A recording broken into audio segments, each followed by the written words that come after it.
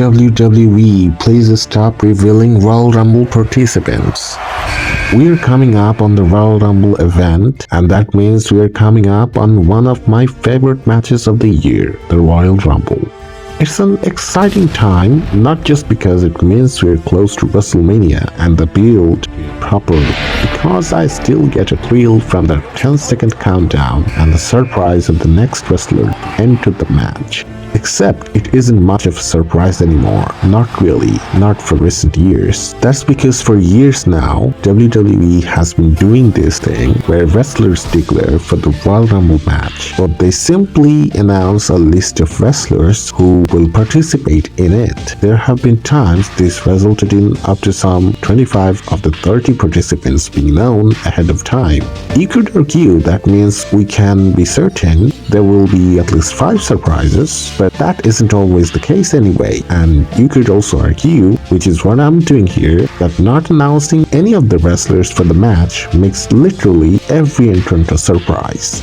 I want to be just as surprised to see a wrestler on the current roster who appears on TV every week as I am a legend from the past, as I am a hot free agent, as I am a wrestler returning from injury, and so on and so forth. The way to do that is for WWE to simply avoid having wrestlers declare for the Royal Rumble match. Realistically, they don't need to do so anyway. We already assume any wrestler not involved in a major match on the show is going to be in the match. That also means we don't need to be aware of who is in the match for promotional purposes. The match itself is what sells tickets, regardless of who is participating in it. I will concede there are storyline reasons for having certain wrestlers declare for the match ahead of time. Cody Rhodes and CM Punk both fall into this category, and I'm not advocating for avoiding the practice altogether. When it makes sense for the story, go ahead and have big stars like this make their intentions clear. But do we really need to know that Bobby Lashley too is going to be in the match before we get to the Tropicana field? Is the trade-off worth it there? I don't think it is, and I don't think I'm alone in that